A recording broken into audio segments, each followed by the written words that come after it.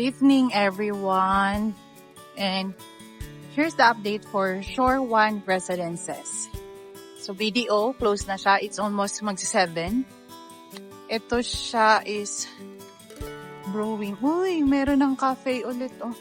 Before kasi Chinese dito. So, ngayon may cafe. Yan, mga Chinese before. So, magpapalit na.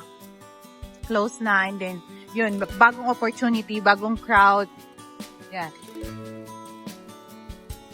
Laundry shop.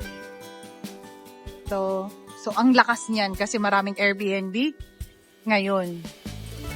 O, diba? O, ang dami nilang laundry. Puro beddings. Alfamart. Nagbablog ako. Say hi! Isa sa mga broker. Nag-update ako. Sure one, Alfamart.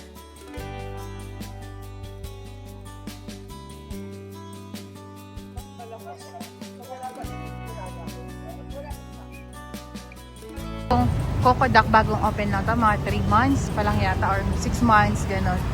So ito rin Chinese, okay pa naman. Pero wala silang ngayon, customer. Grandma. Hong Kong roasting talaga dito. Pag lunch, dinner, breakfast. So meron sila. Ocean Bay, isa din to sa mga Chinese food, masarap din. Pero at least may sila, kahit yung mga hindi Chinese dito rin kumakain. Then another Ocean Bay to pero close na nila, nag-expand sila, pero nung pinaalis na yung Pogo, close nila dyan. And puno yung parking. Itong building na to is SM Retailer Office. Sa side is BDO, Starbucks, Starbucks offices, and Watson. Tapos may diagnostic center doon, laboratory. Itong tower na to is Tower C, C2. Sa kabila is C1.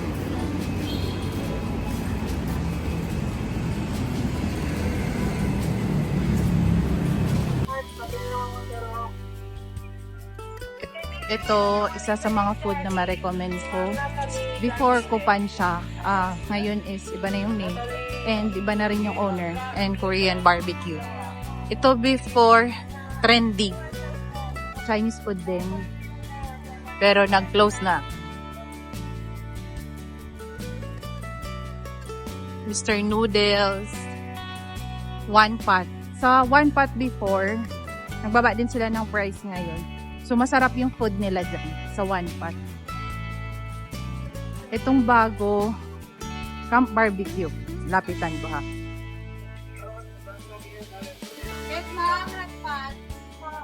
Nagbablog ako. Update lang. Paano? Say hi. Anong promo nyo ngayon? 699? Yes. Tapos 799. Monday to Thursday. Per head magkano? 699. Monday to Thursday, ma'am. Okay. Diba? Bye-bye.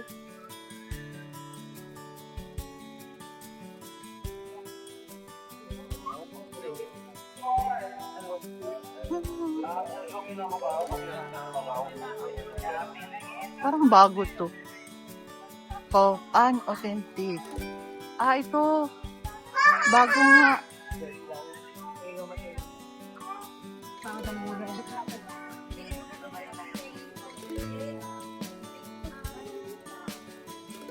Siyempre, Starbucks.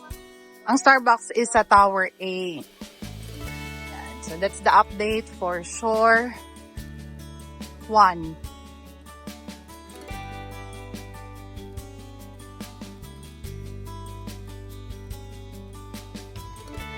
Thank you for watching.